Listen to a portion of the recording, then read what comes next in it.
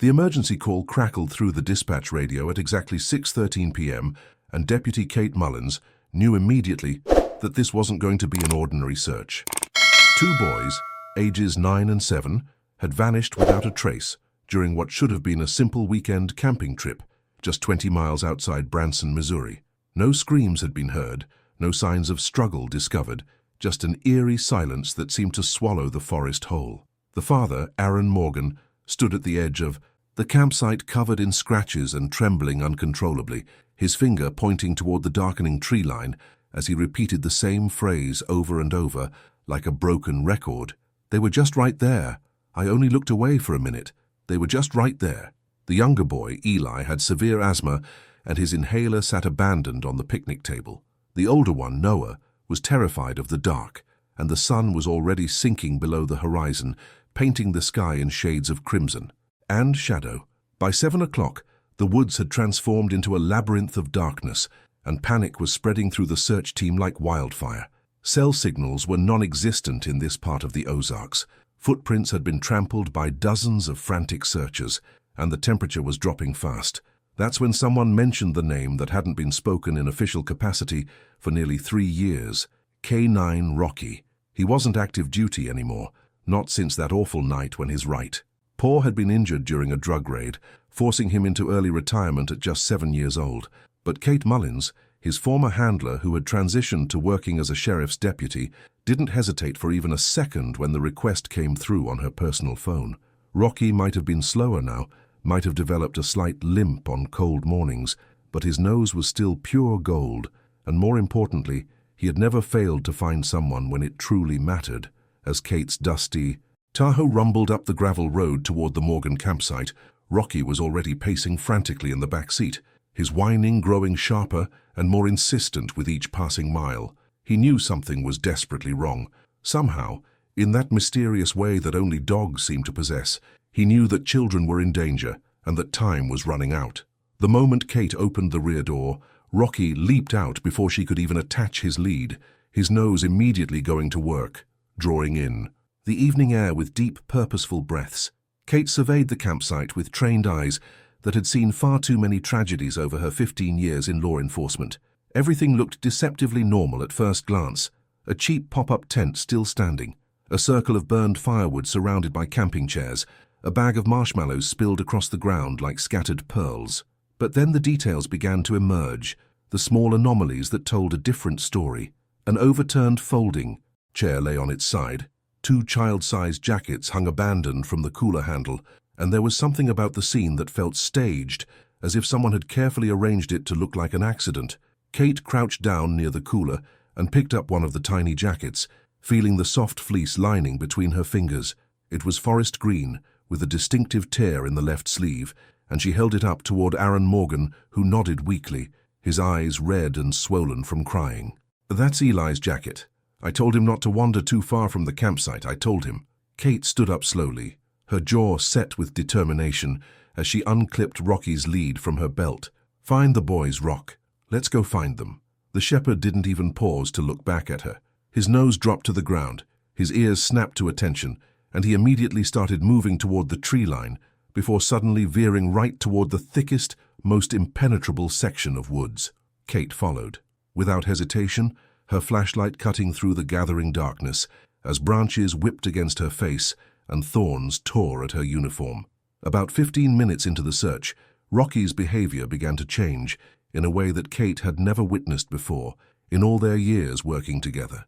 He wasn't just tracking anymore, he was stopping every few yards to look behind him, circling back on his own trail, sniffing the wind with an intensity that seemed almost frantic, then bolting forward. Again, as if something was simultaneously familiar and terribly wrong, Kate narrowed her eyes, her instincts screaming that something was off about this entire situation. Rocky hadn't just picked up the boy's scent, he was recognizing something else, something that shouldn't have been there. They were a good half-mile deep into the forest when Rocky suddenly froze completely, every muscle in his body going rigid. He stood absolutely still, with his nose lifted toward the darkening sky, his tail straight as an arrow, his entire body vibrating with tension that Kate could feel radiating through the lead. Then, without any warning or sound, he bolted hard to the left, completely off any established trail, charging downhill toward what appeared to be an overgrown ravine that probably hadn't seen human activity in decades. Kate sprinted after him, her heart pounding in her chest as she pushed branches out of her way and jumped over fallen logs. As the undergrowth grew thicker and more tangled, the air itself seemed to change, becoming noticeably cooler and darker, even though sunset was still minutes away. And that's when she saw it, and her blood turned to ice. Hidden beneath years of accumulated vines and brush, tilted at an unnatural angle, and half sunken into the soft earth as if the ground was actively trying to swallow it whole, was a camper. Not just any camper, but an old rusted vehicle that looked like it had been abandoned and forgotten for years, the kind of thing people leave behind when they want to erase a piece of their past.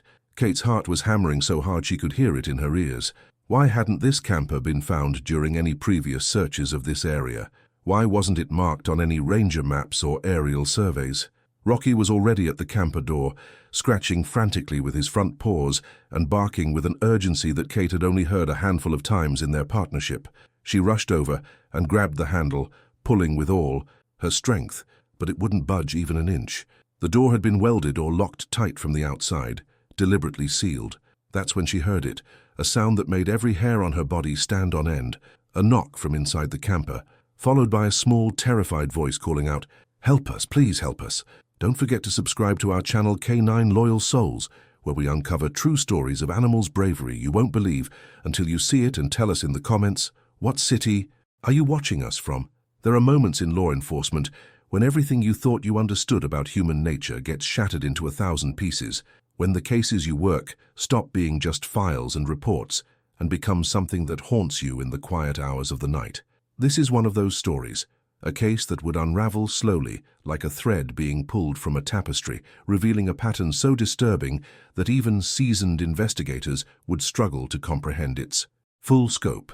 It begins with two missing boys, a retired K9 with a legendary nose, and a discovery in the woods that would open a door to something far darker than anyone could have imagined. Kate Mullins had been in law enforcement for 15 years, starting as a patrol officer fresh out of the academy, and working her way up through the ranks with a combination of natural instinct and relentless determination. She had seen plenty of darkness in those years, domestic violence calls that ended in tragedy, drug operations that destroyed entire families, and missing person cases that sometimes ended with recovery and sometimes ended with closed caskets and grief counseling. But nothing in her experience had prepared her for what she was about to encounter in the forests outside Branson, Missouri on that late September evening. K9 Rocky had been her partner for 7 of those 15 years, a German shepherd with an almost supernatural ability to track scents across impossible terrain and conditions that would defeat lesser dogs. Together they had found lost hikers, tracked fleeing suspects, and recovered evidence that had closed dozens of cases. Rocky had been more than just a working dog. He had been Kate's partner, in the truest sense of the word, someone she trusted with her life and who had never let her down. When Rocky's career ended abruptly due to an injury during a raid, Kate had been devastated, but had taken him home without hesitation, refusing to let him be reassigned or retired to someone else. He had earned his rest, earned the right to spend his remaining years sleeping on a comfortable bed and chasing squirrels in her backyard. But some dogs are born for the work, and Rocky was one of them. Even in retirement, he would pace restlessly when Kate's radio crackled with emergency calls, his ears perking up at the sound of sirens, his body language making it clear that he still wanted to serve. The case of Noah and Eli Morgan began like so many others, with a frantic phone call and a race against time. The boys had disappeared during a camping trip with their father, vanishing so completely and so quickly that it seemed impossible. Search and rescue teams had been deployed immediately. Dozens of volunteers had combed through the woods calling their names, but as the hours ticked by and darkness fell, hope began to fade. That's when someone remembered Rocky, the legendary K9 who had found people when no one else could. The call to Kate was both an honor and a burden, an acknowledgement of Rocky's abilities, but also a recognition that this situation was desperate enough to bring a retired dog back into service. As Kate drove toward the campsite with Rocky pacing anxiously in the back seat, she had no way of knowing that this would be more than just a search and rescue operation. She couldn't have known that the boy's disappearance was connected to something that had been festering in the shadows for years, a carefully constructed web of manipulation and obsession that involved not just Noah and Eli, but potentially dozens of other children who had vanished under similar circumstances. She couldn't have known that finding the boys would be just the beginning, the first thread that would lead her deeper and deeper into a maze of carefully planted clues and psychological games orchestrated by someone who had been watching and waiting for exactly this moment. The forest outside Branson looks peaceful during the day, with sunlight filtering through the canopy and birds singing in the branches overhead, but as night falls, it transforms into something else entirely, a place where sounds become distorted and distances become impossible to judge, where every shadow could hide something dangerous, and every sound could be a cry for help or just the wind moving through the trees. This is the world that Kate and Rocky entered on that September evening, not knowing that they were walking into a trap that had been years in the making, not knowing that someone had been waiting specifically for them to arrive. What followed would challenge everything Kate thought she knew about criminal psychology, would push Rocky beyond the limits of what anyone thought a retired K9 could accomplish, and would reveal a truth so disturbing that it would change how law enforcement across multiple states approached missing children cases. This is the story of how a legendary K9 and his handler unraveled a mystery that had been hiding in plain sight, and how sometimes the monsters we hunt are not the ones who act with violence and rage, but the ones who act with patience and calculated precision, waiting for exactly the right moment to reveal themselves. Kate's hands were shaking as she yanked on the camper door handle again, this time with Rocky barking frantically beside her, his claws scraping against the rusted metal, as if he could tear through it with sheer determination alone. The voice from inside had gone silent after that initial cry for help, and for a terrible moment, Kate wondered if she had imagined it, if the stress and adrenaline had created phantom sounds in her mind. But Rocky's behavior told her everything she needed to know. His entire body was focused on that door, with an intensity that left no room for doubt. Someone was inside, and they needed help immediately. Kate stepped back, braced herself, and slammed her shoulder into the door with every ounce of strength she possessed. The first impact sent a shock of pain through her arm, but the door barely moved. She tried again, harder this time, feeling something give way slightly. On the third attempt, the metal hinges finally surrendered with a tortured screech that echoed through the darkening forest, and the door swung open, releasing a wave of stale air that smelled of rust and fear, and something else she couldn't quite identify. The interior of the camper was pitch black, except for the beam of her flashlight cutting through the darkness, illuminating a scene that would be burned into her memory forever. Two small figures were huddled in the far corner, wrapped in old blankets that looked like they had been there for years, their faces pale and streaked with dirt, their eyes wide with a mixture of terror and relief. Rocky didn't wait for permission. He rushed forward immediately and began licking their faces while the boys grabbed onto his fur as if he was the only solid thing in a world that had gone completely insane. The older boy, Noah, started crying uncontrollably, his whole body shaking with sobs that seemed to come from somewhere deep inside his soul. Kate moved carefully into the cramped space, her training telling her to secure the scene and check for threats, but her heart telling her to gather these children into her arms and never let them go. She knelt down beside them, her voice as calm and steady as she could make it, despite the chaos of emotions swirling inside her chest. "You're safe now. I'm Deputy Mullins, and this is Rocky. We're going to get you out of here and back to your parents. Can you tell me if you're hurt anywhere?" Eli, the younger boy who was supposed to have asthma, looked up at her with eyes that seemed far too old for his 7 years. "He told us to wait here. He said someone would come. He said the dog would find us." Kate felt ice water run through her veins at those words. He told us to wait. That meant someone had put them here deliberately, had locked them inside this camper, and left them knowing that eventually they would be found. This wasn't a kidnapping in the traditional sense. It was something else entirely, something calculated and strange that made no sense according to any profile she had ever studied. "Who told you that?" Kate asked gently, already reaching for her radio to call for backup and medical assistance. "Did you see what he looked like?" Noah shook his head violently, his fingers still buried in Rocky's thick fur.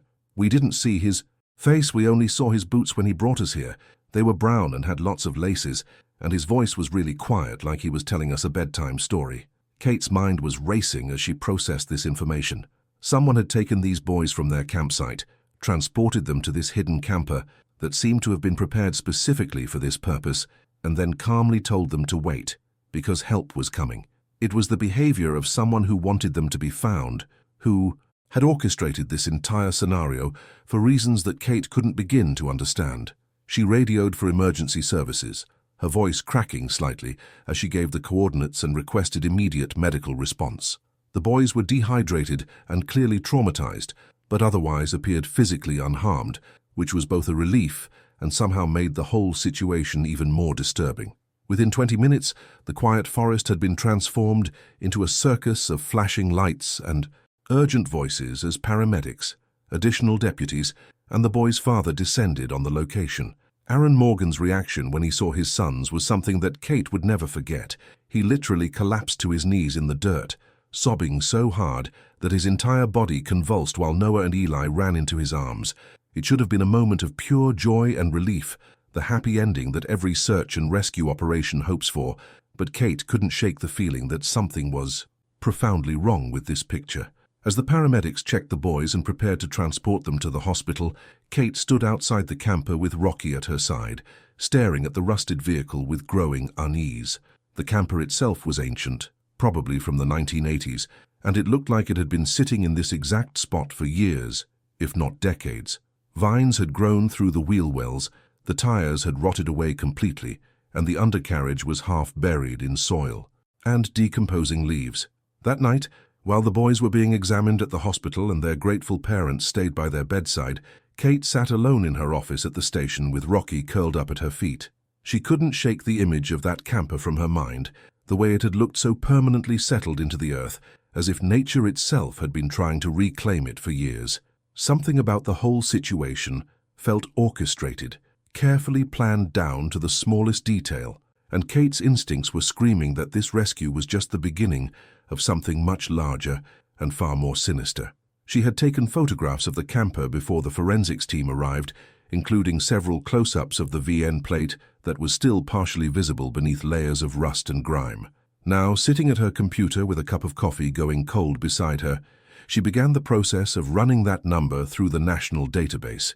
It was routine procedure, something she had done hundreds of times before, but as she waited for the results to load, she felt a growing sense of dread settling in her stomach like a stone. The screen flickered, and the results appeared, and Kate felt her blood turn to ice as she read the words displayed in stark black letters against the white background. Vehicle identification number flagged in system. Status: reported destroyed. Total loss fire. March 2018. Insurance claim filed and paid. Investigation closed. No foul play. Suspected. Kate stared at the screen for a long moment, her mind struggling to process what she was seeing. The camper she had just opened, the one that had held 2 living children inside just hours ago, was supposed to have been destroyed in a fire over 5 years ago. According to the official records, it didn't exist anymore. It had burned completely and been written off as a total loss. But she had touched it with her own hands, had breathed the stale air from inside, had watched Noah and Eli emerge from its rusted interior. She refreshed the database, thinking perhaps there had been some kind of error, but the same information appeared again. Destroyed. Total loss. Fire. The listed owner's name caught her attention. Daryl Knox. That name seemed to trigger something in the back of her mind, a faint echo of recognition that she couldn't quite place. Had she encountered that name before in some other case? Was it someone local, someone who had crossed her path during her years in biting law enforcement? Kate opened a new search window and began digging deeper into Daryl Knox's background. What she found was surprisingly sparse, almost deliberately so. No criminal record, no current address on file, no active phone number or email. The last known address was listed as a farmhouse in Taney County, but according to property records, that location had been abandoned years ago. There were a few references to Knox in old court documents, mostly civil matters, nothing that would have flagged him as someone dangerous or worthy of special attention. But the absence of information was itself suspicious, as if someone had carefully erased their presence from the digital world. Rocky stirred at her feet and let out a quiet whine, lifting his head to look at her with those intelligent brown eyes that always seemed to understand more than a dog should. Kate reached down and scratched behind his ears, her mind racing through possibilities and scenarios. What did we stumble into? Boy, she whispered, someone puts 2 kids in a camper that's supposed to have burned years ago, tells them to wait for rescue, and then just disappears. Why? What's the point? The more she thought about it, the more disturbing it became. This wasn't the behavior of a typical predator, someone who kidnaps children for ransom or worse. This was something else entirely, someone who seemed to be playing a game with rules that only they understood. They had taken the boys, but ensured they would be found safely. They had used a vehicle that technically didn't exist according to official records, and somehow they had known that Rocky would be brought in to track them, had even told the boys that a dog would come to their rescue. By morning, Kate had barely slept. She had spent most of the night going through old case files and news archives, searching for any mention of Daryl Knox or the camper fire from 2018. Rocky had stayed by her side the entire time, occasionally lifting his head when she would mutter something under her breath or slam her hand on the desk in frustration. As dawn broke through her office window, painting everything in shades of gold and amber, Kate finally found what she was looking for, the original fire report from March 2018. She printed it out and spread the pages across her desk, studying every detail with the intensity of someone examining a crucial piece of evidence. The photographs from the scene were disturbing in their thoroughness. The camper had been completely engulfed in flames, the metal siding melted and twisted, the roof collapsed inward, the windows shattered from the heat. Surrounding trees showed scorch marks, and the ground itself was blackened in a wide circle around what remained of the vehicle. According to the fire marshal's report, the cause had been determined to be an unattended propane stove, a common enough accident in older recreational vehicles. No bodies had been recovered from the scene, which wasn't surprising, given that the owner, Daryl Knox, had been listed as unreachable, and the camper appeared to have been abandoned before the fire occurred. The investigation had been closed within 2 weeks, marked as accidental with no suspicious circumstances. But as Kate studied the photographs more carefully, something began to bother her. She pulled up a map on her computer and cross-referenced the location of the 2018 fire with the coordinates where Rocky had found the boys. Her heart started pounding as she realized the two locations were less than a mile apart, practically neighbors in the vast expanse of Ozark wilderness. That couldn't be a coincidence. Either the camper had somehow survived that fire, which was clearly impossible based on the destruction shown in these photographs, or there had never been just one camper to begin with. Kate grabbed her jacket and Rocky's lead, her mind racing with possibilities. She needed to see the original burn site for herself, needed to understand how these pieces fit together. Within 30 minutes, she was parking her Tahoe at the edge of the forest and hiking toward the coordinates listed in the fire report. Rocky moved ahead of her, his nose working constantly, and Kate noticed that his body language had shifted into what she called his working mode, every muscle tense and alert, every sense focused on the task at hand. The burn site wasn't hard to find, even after 5 years. The trees in the area were still marked by fire damage, their trunks blackened and twisted, and the ground remained mostly bare where the intense heat had sterilized the soil. But what caught Kate's attention immediately was what lay at the center of the clearing, a pile of ash and blackened metal fragments, exactly where the photographs had shown the destroyed camper. She knelt down and began carefully sifting through the debris with gloved hands. Within minutes, she found what she was looking for, another VIN plate, this one warped and partially melted, by extreme heat but still readable. Kate's hands were shaking as she photographed it and ran the number through her phone. It came back as a match to the 2018 fire report.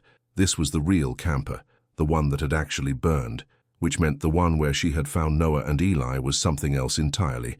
A duplicate, a replacement, a carefully constructed piece of a puzzle that was becoming more complex and more disturbing with every new discovery. Rocky suddenly barked sharply, his attention fixed on something at the edge of the clearing. Kate stood and followed him as he moved quickly through the underbrush, his nose leading him with absolute certainty. About 300 feet from the burn site, Rocky stopped at the base of a large oak tree and began digging frantically at the ground.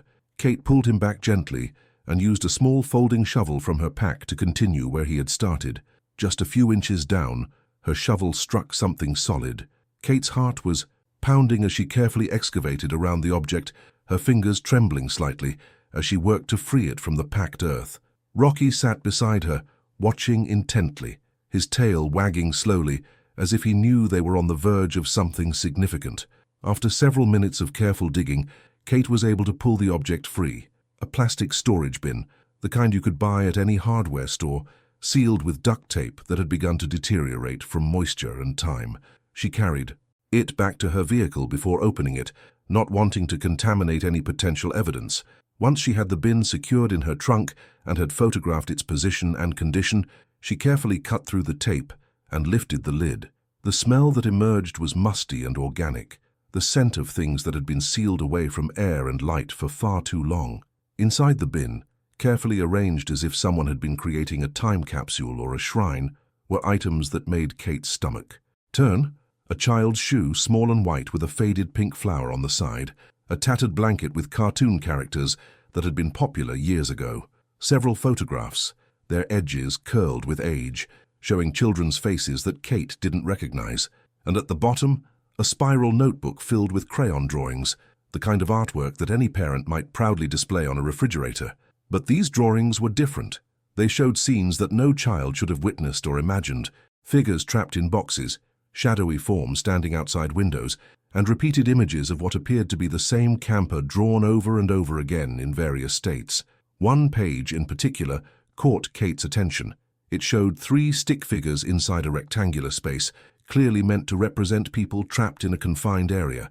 Outside the box, someone had drawn a large black dog with pointed ears and a bushy tail, and standing separate from both the trapped figures and the dog was another figure, this one colored entirely in red crayon with such intensity that the wax had torn through the paper in places.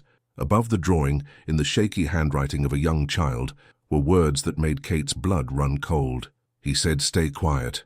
The dog will come." Kate sat in her vehicle for a long moment, staring at that drawing while Rocky watched her from the passenger seat. This wasn't just evidence of a crime, it was evidence of a pattern, a methodology, a system that had been in place for years. Someone had been taking children, placing them in situations where they would be found, and documenting the entire process like some kind of twisted experiment. And somehow, impossibly, they had known about Rocky specifically, had incorporated him into their plans as if his involvement was not just expected, but required. She immediately called the station and requested a full forensic team at both locations. Then she began the painstaking process of documenting everything she had found, photographing each item from multiple angles, noting its position in the bin, creating a chain of evidence that would hold up in court. But even as she worked with professional detachment, her mind was spinning with questions. How long had this been going on? How many children had been involved? And most disturbing of all, why did this person seem to want the children to be found? Back at the station, Kate spread the photographs from the bin across the conference room table and began the grim task of trying to identify the children shown in them. She started with missing persons databases, comparing faces and estimated ages, looking for matches that might help her understand the scope of what they were dealing with. It took less than an hour to find the first match. The white shoe with the pink flower belonged to a girl named Jenny Cartwright, who had vanished with her mother from a rest stop in 2019. The case had gone cold years ago, with no leads and no suspects. Jenny would be 11 years old now if she was still alive. Kate felt tears pricking at her eyes as she looked at Jenny's missing person photo, a bright-smiled 6-year-old with pigtails and a gap-toothed grin. She forced herself to continue searching, knowing that every identification might bring closure to a family that had been living in limbo for years. By late afternoon, Kate had identified 3 more children connected to items in the bin, each one a cold case from different years and different jurisdictions, but all sharing certain characteristics that were beginning to form a disturbing pattern. They had all disappeared during family outings in rural areas. All had been the subject of extensive search efforts involving multiple agencies, and all had simply vanished without a trace, as if the earth had opened up and swallowed them whole. Kate called in FBI liaison agent Rhonda Keene, a specialist in child abduction cases who had worked some of the most difficult investigations in the Key region. Rhonda arrived within 3 hours, her expression growing darker as Kate walked her through everything they had discovered. The 2 women sat in the conference room surrounded by photographs, reports, and evidence bags, trying to piece together a profile of someone who operated unlike any predator either of them had encountered before. "This isn't a typical abduction pattern," Rhonda said, tapping her pen against the table as she studied the timeline Kate had constructed. "Most predators who take children either harm them quickly or keep them hidden for extended periods. This person seems to be doing something entirely different. They're taking them, keeping them for a short time, and then staging them to be found. It's almost like they're testing the system, measuring response times, studying how we search. Kate nodded, her mind working through the implications. The boys said he told them the dog would come. Not that help would come, specifically the dog. He knew Rocky would be brought in. How could he possibly know that? Rhonda leaned back in her chair, her eyes distant as she considered the question. Either he's been watching you specifically, tracking your cases, and knowing that you'd be called in for a high-profile search, or he has some connection to local law enforcement that gives him access to information about search protocols and resources. Neither option is comforting. They spent the next several hours diving into Daryl Knox's background, pulling every piece of information they could find from public records, court documents, and old news archives. What emerged was the picture of a man who had been orbiting the child welfare system for years without ever quite crossing the line into criminal behavior. Knox had applied to be a foster parent multiple times between 2009 and 2011, always denied for reasons that were documented in sealed court records. He had been flagged by social services for what they termed excessive emotional attachment during supervised visits with children in the system, bringing unauthorized gifts and creating what caseworkers described as inappropriate bonds. In 2015, Knox had been involved in a bitter custody dispute over a daughter from a previous relationship. The case had ended with him losing all parental rights, and the mother had immediately moved out of state with the child. That child's name was Jenny Cartwright. Kate felt her stomach drop as she made the connection. He lost his daughter, and then 2 years later she goes missing from a rest stop. You don't think... Rhonda's expression was grim. I think we need to find Jenny Cartwright, and we need to find her fast. Because if Knox has been holding on to her all these years, using her as some kind of template or model for whatever he's been doing with these other children, then she's the key to understanding his entire operation. As evening fell, Kate drove back out to the location where the camper had been found, Rocky once again at her side. She stood in the clearing where the vehicle had been towed away, trying to see the scene through the eyes of someone who had planned this entire scenario. Why here? Why this specific location? What made it perfect for his purposes? Rocky began moving in slow circles around the clearing, his nose working constantly. Rocky's behavior had changed subtly but noticeably as they moved through the clearing. His ears were pinned back, his tail held low, and every few steps he would pause to look, behind them as if sensing a presence that Kate couldn't detect.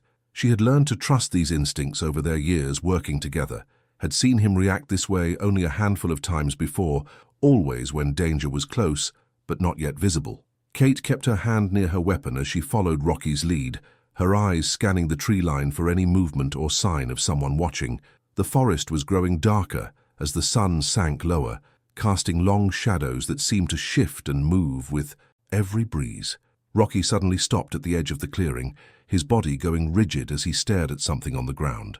Kate approached carefully, her flashlight beam cutting through the gathering dusk to illuminate what had caught his attention.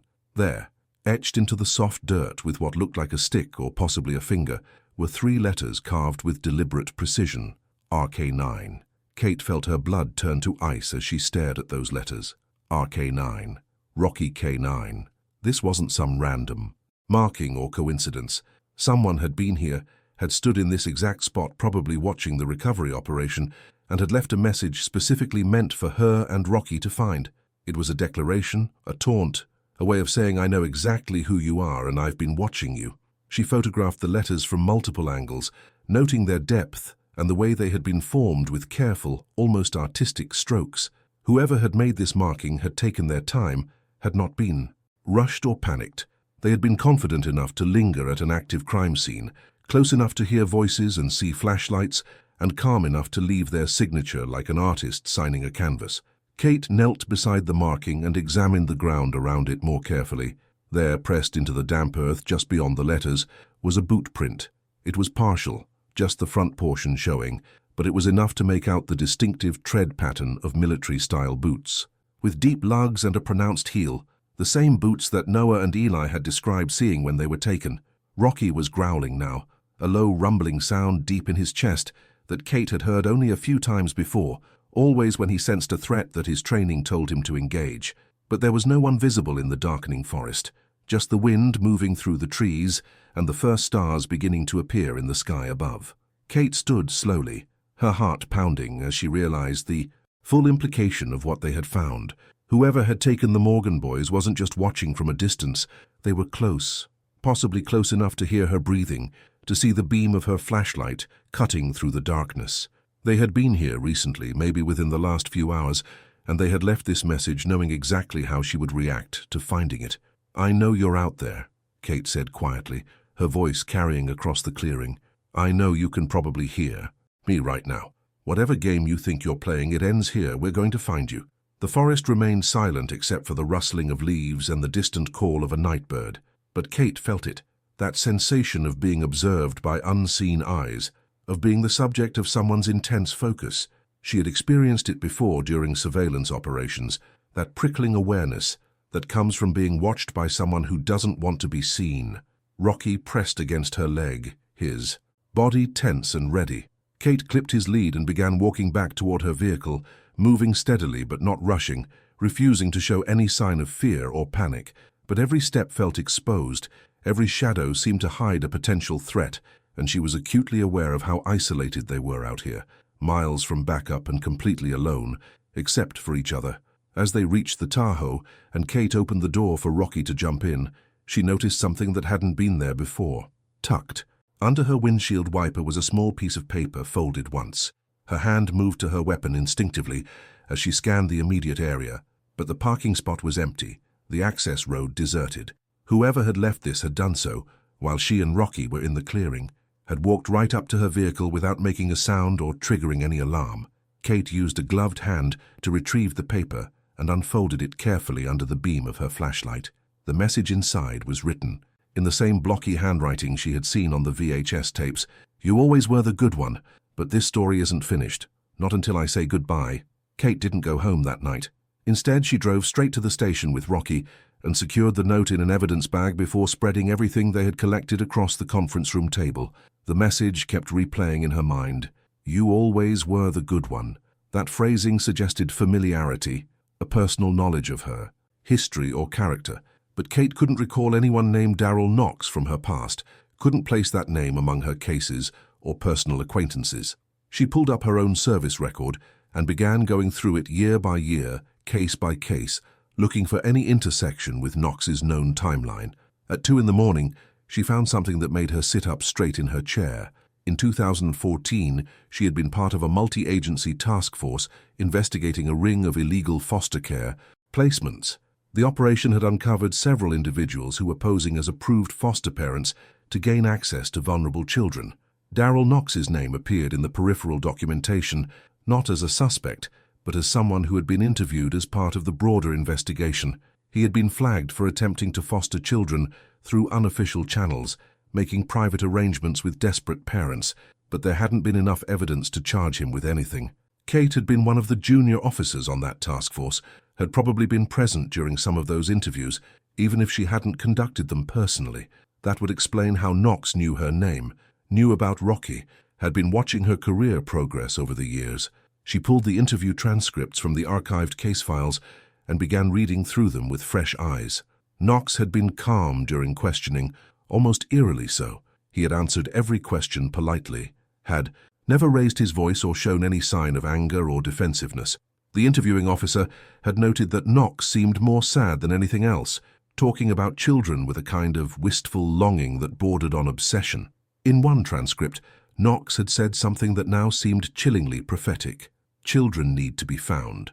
That's what makes them real. When someone searches for them, when someone cares enough to look, that's when they matter. Without that, they're just ghosts. Nobody sees. At the time, the comment had been dismissed as the rambling of someone emotionally unstable, but now, in the context of everything they had discovered, it read like a mission statement, a philosophy that had driven years of carefully orchestrated abductions and staged rescues. Knox wasn't taking children to keep them or harm them. He was taking them so they could be found, so they could experience being the center of massive search efforts, so they could feel what it was like to be important enough that strangers would spend days looking for them.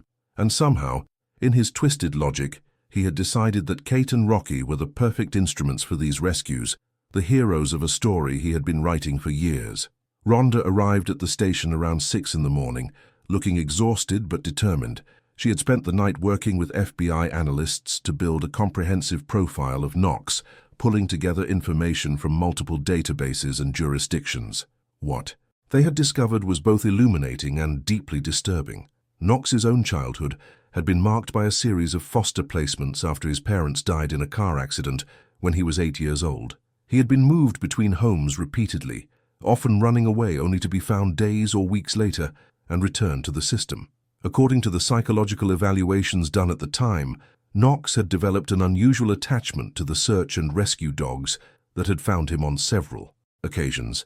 He had talked obsessively about those dogs, had drawn pictures of them, had apparently told other children in foster care that the dogs were the only ones who really cared about finding him.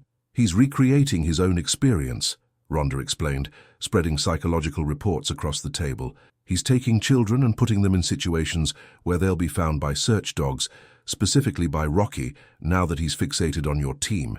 In his mind, he's giving these kids something valuable, the experience of being worth searching for, of being important enough that a highly trained K9 gets deployed to find them." Armed with this new understanding, Kate and Rhonda decided it was time to visit the last known address they had for Daryl Knox, the abandoned farmhouse in Taney County. They assembled a small team, including 2 additional deputies and a forensics specialist, but Kate insisted that she and Rocky go in first.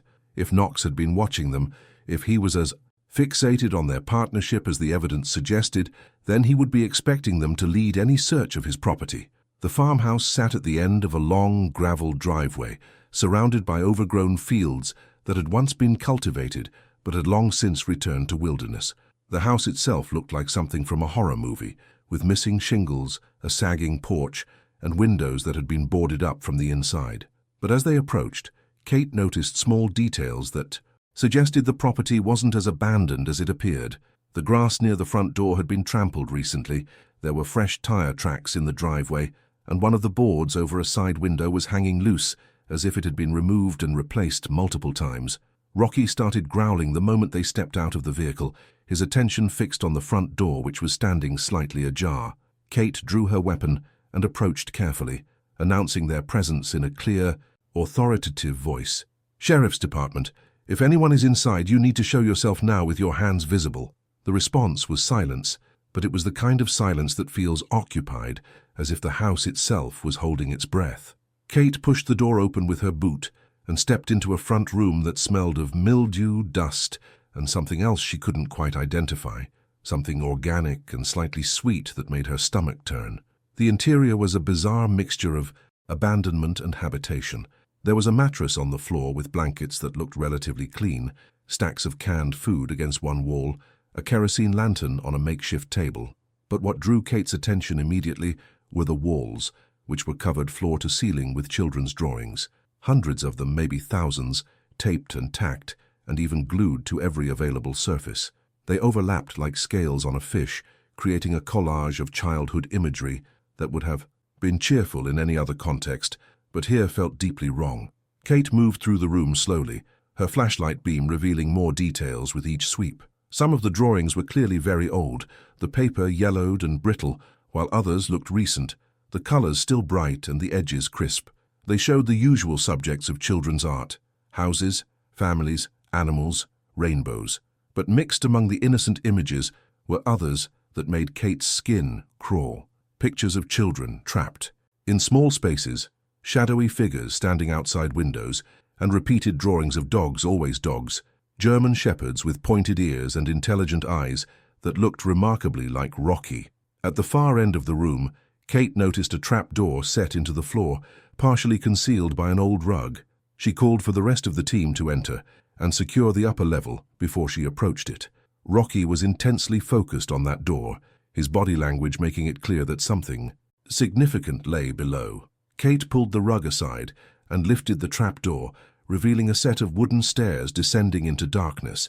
The basement was cool and damp, and as Kate's flashlight beam cut through the gloom, she saw something that made her stop breathing for a moment. The space had been converted into a kind of archive or library, with metal shelving units lining the walls from floor to ceiling.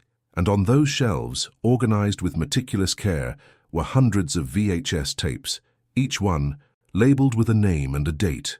Kate approached the nearest shelf and began reading the labels, her heart sinking as she recognized name after name from missing children cases spanning more than a decade. J. Cartwright, M. Serrano, E. Morgan, and dozens of others, each tape representing a child who had disappeared and presumably been part of Knox's twisted rescue operation. Kate selected one of the tapes at random, her hands trembling slightly as she pulled it from the shelf. The label read, M. Serrano's 062216, and she recognized the name immediately from a missing child case that had made headlines 6 years ago. Marcus Serrano had disappeared during a family camping trip and had been found 3 days later, dehydrated but alive, in an abandoned hunting cabin. At the time, everyone had assumed he had simply wandered off and gotten lost. Now Kate understood that his disappearance had been orchestrated just like the Morgan boys. She carried the tape upstairs where the forensics team had set up a portable generator and an old VCR player they had requisitioned from the evidence room. Rocky sat close to her as she inserted the tape and pressed play, his body tense as if he could sense the importance of what they were about to witness. The screen flickered to life, showing grainy footage of a small figure sitting in what appeared to be the interior of a camper or similar confined space. The boy, who Kate recognized as Marcus from the missing person photos, looked confused, but not terrified. He was wrapped in a blanket and appeared to be eating something from a small bowl. Then a voice came from off-camera, calm and measured, almost soothing in its tone. "We're going to stay very still now, okay, Marcus? Just until the dog finds you. He's a good dog, very smart. He'll come soon and then you'll be safe. You just need to be patient and wait." The voice continued speaking in this gentle, almost hypnotic manner, explaining to Marcus that he was part of something important, that people were looking for him, that he mattered enough for strangers to spend days searching. It was the voice of someone who believed completely in what they were doing, who saw nothing wrong with terrifying a child and his family as long as it served this twisted purpose of making the child feel valued through being found. Kate watched several more tapes, each one showing a different child in a similar situation, each one featuring that same calm voice explaining that they needed to wait for rescue, that the dog would come, that everything would be fine. And in every case, Knox had been right.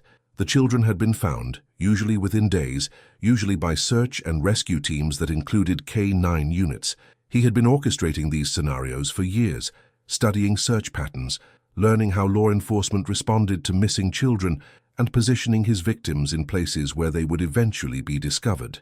But what chilled Kate to her core was realizing that in the most recent tapes, Knox had started mentioning Rocky specifically by name. On the tape labeled E. Morgan 031123, which had been recorded just 3 days ago, his voice said clearly, "Rocky will come for you. Deputy Mullins' dog. He always finds the children. You just need to wait for Rocky." Rhonda was standing beside Kate now, her face pale as she processed the implications. He's been building up to this for years. All these other cases were practice, research, preparation. The Morgan boys weren't just another rescue scenario. They were specifically designed to bring you and Rocky into his story. You're not just investigators on this case, you're participants in whatever finale he has planned. Kate felt sick to her stomach as she realized how thoroughly they had been manipulated. Every step they had taken, from bringing Rocky out of retirement to finding the camper to discovering all this evidence, had been anticipated and probably desired by Knox. He had left a trail of breadcrumbs, knowing exactly how they would follow it, leading them deeper into his psychological maze with each discovery. The question was why? What was the end game? What did Knox ultimately want from this elaborate performance? As the team continued processing the basement and cataloging the tapes, Kate noticed something else.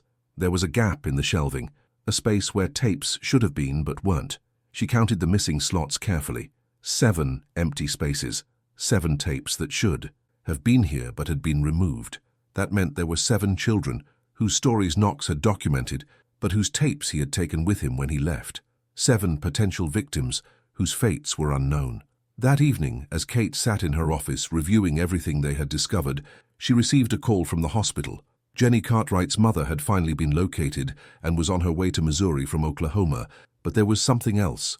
Jenny had started talking to the child, psychologist assigned to her case, and what she was saying didn't match the profile of a typical abduction victim. According to the psychologist, Jenny described her time with Knox not as captivity, but as a kind of strange education. He had never hurt her, had never even raised his voice. Instead, he had spent years teaching her, showing her maps of the forest, explaining how search and rescue operations worked, telling her stories about dogs and handlers and the bond between them. And most disturbing of all, Jenny claimed that Knox had told her she was being prepared for something important, that one day she would help him complete his life's work. Kate drove to the hospital immediately with Rocky, knowing that Jenny's testimony might be the key to understanding Knox's ultimate plan. The girl was sitting up in bed when they arrived, looking small and fragile in the oversized hospital gown, but her eyes were alert and intelligent. When she saw Rocky, her face lit up with genuine joy. "You're Rocky," she said with absolute certainty. "He told me all about you. He showed me videos of you finding people. He said you were the best, that you never gave up." Kate pulled a chair close to the bed, her voice gentle. "Jenny, I need you to help me understand something. Did Darryl ever tell you what he was planning? What he meant when he said you would help him complete his work?" Jenny looked down at her hands, twisting the blanket between her fingers. "He said that all the children he helped, all the ones who got to be found and to matter, they were practice. He was learning how to make the perfect rescue, the one that would show everyone how important it is to search, to never give up on finding someone.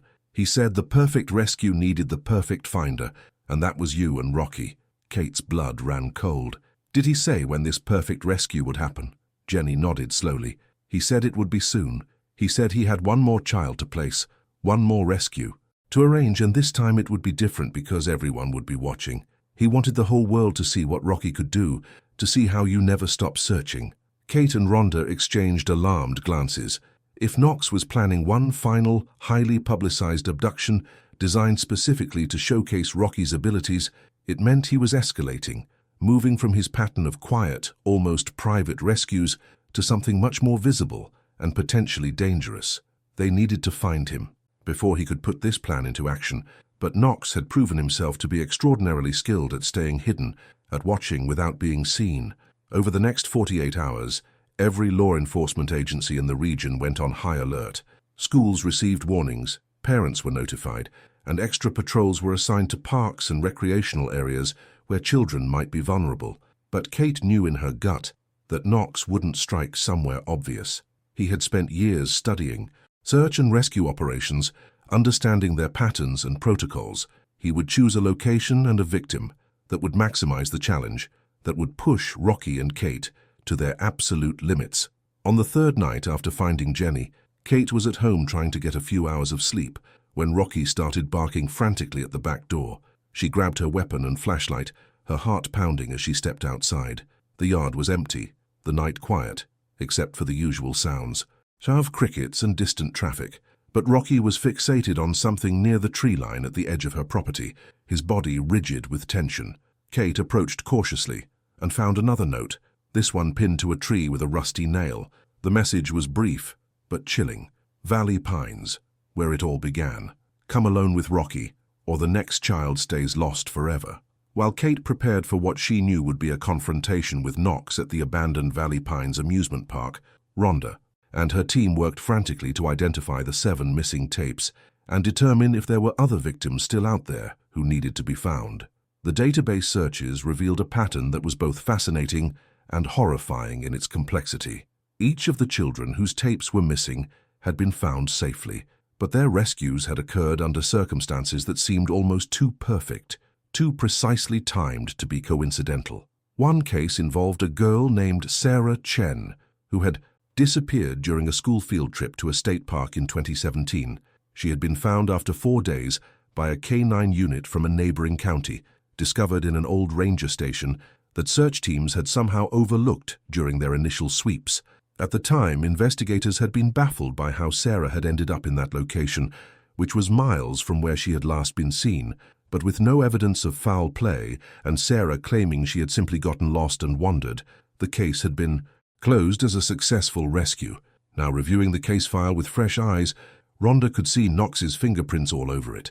Another case from 2018 involved twin brothers who had vanished from a campground and were found 36 hours later in a cave system that required technical climbing skills to access. The boys had no memory of how they got into the cave and could only say that a nice man had told them to wait there because dogs would come to find them. At the time, investigators had assumed the boys were confused or traumatized, but now it was clear they had been describing Knox and his methodology exactly. What disturbed Rhonda most was realizing how many cases might have been attributed to Knox's operation that they still hadn't identified. If he had been doing this for over a decade, carefully selecting victims and orchestrating their rescues with such precision that no one suspected foul play, there could be dozens or even hundreds of children who had been part of his twisted experiment without anyone realizing it. Each successful rescue had reinforced Knox's belief in his mission, had proven to him that his methods worked, and had driven him to continue and escalate. The psychological profile that emerged from all this evidence painted a picture of someone who was not motivated by the typical drivers of criminal behavior.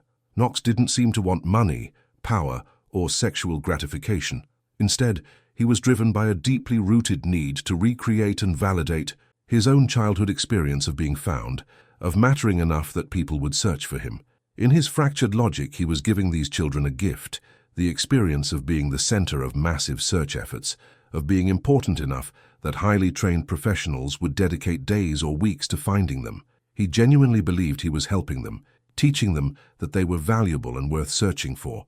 But the reality, as Rhonda explained to her team, was that Knox was inflicting severe psychological trauma on these children and their families. Even though the children were ultimately found safe, they had experienced terror, confusion, and abandonment during their captivity. Their families had endured the worst nightmare any parent could imagine, the desperate uncertainty of not knowing if their child was alive or dead. And even after being reunited, many of these families would carry the psychological scars for years, always wondering if someone might take their child again, always feeling that the world was more dangerous than they had believed.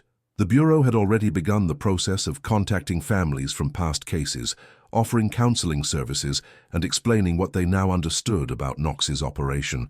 Many parents were angry, feeling betrayed by the system that had closed their cases without uncovering the truth.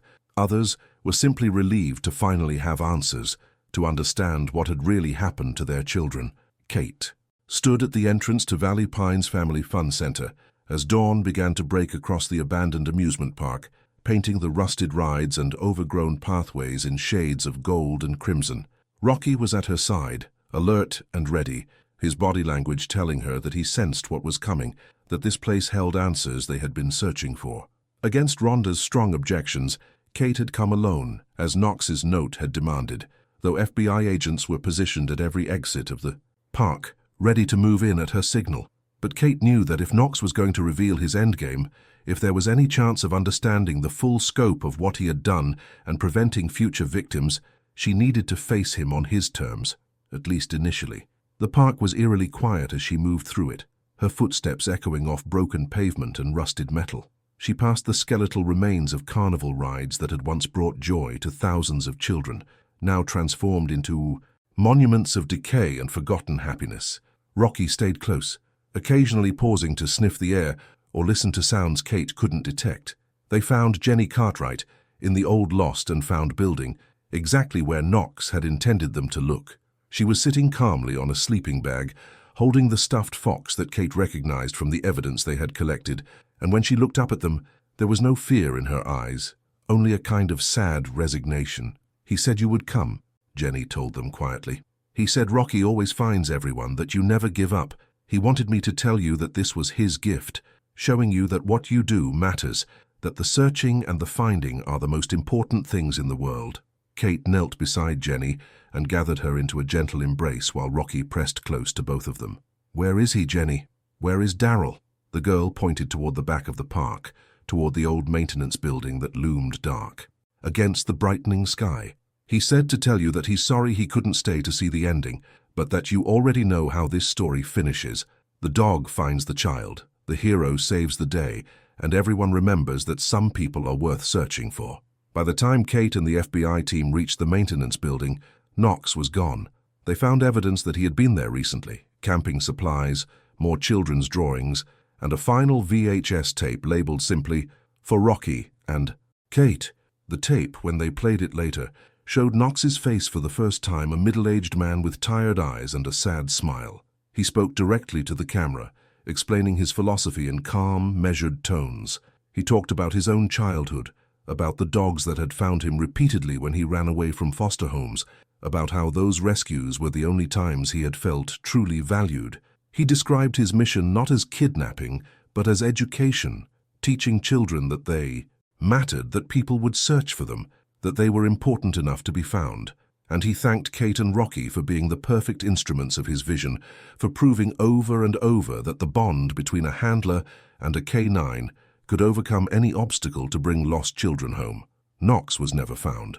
Despite extensive searches and a nationwide manhunt, he had vanished as completely as the children he had once taken, leaving behind only questions and the psychological wreckage of his twisted mission. Jenny Cartwright was reunited with her mother and began the long process of healing and recovery. The other children whose cases had been connected to Knox's operation received counseling and support, though many would carry the psychological impact of their experiences for the rest of their lives.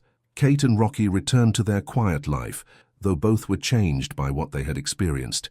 Kate found herself questioning every search and rescue operation she participated in, wondering if Knox was out there somewhere watching, if he had inspired others to follow his methodology. Rocky, despite his age and injury, seemed more alert than ever, as if he understood that his work was far from over. And sometimes, late at night when Kate couldn't sleep, she would wonder about the philosophy Knox had tried to articulate, about whether there was some dark grain of truth in his twisted logic. In a world where so many people feel invisible and unimportant, where children slip through the cracks of broken systems, was there something valuable in the simple act of searching, in refusing to give up on finding someone? She would never condone what Knox had done, would never accept his methods or his reasoning. But she understood now, in a way she hadn't before, that the work she and Rocky did was about more than just finding lost people. It was about proving that every person matters, that no one is too unimportant to search for, that the bond between a dedicated handler and a loyal K9 can bridge the gap between despair and hope. Rocky would spend his remaining years as a retired hero, occasionally brought out for training demonstrations, but mostly enjoying peaceful days in Kate's backyard.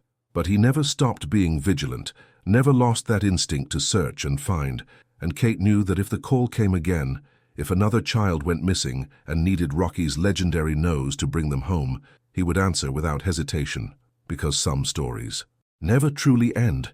They just pause between chapters, waiting for the next person who needs to be found, the next family who needs to believe that someone out there is searching, the next proof that a dog's loyalty and a handler's dedication can overcome even the darkest human intentions. And somewhere out there, perhaps Daryl Knox was watching still, waiting to see if his twisted legacy would endure, if the lessons he thought he was teaching would take root in a world that desperately needs to believe that lost children can always be found, that searchers never give up, and that every person, no matter how small or forgotten, is worth the effort of being rescued. And you, what did you think about this story? Tell us in the comments. Don't forget to like and subscribe to our channel so you don't miss the next videos.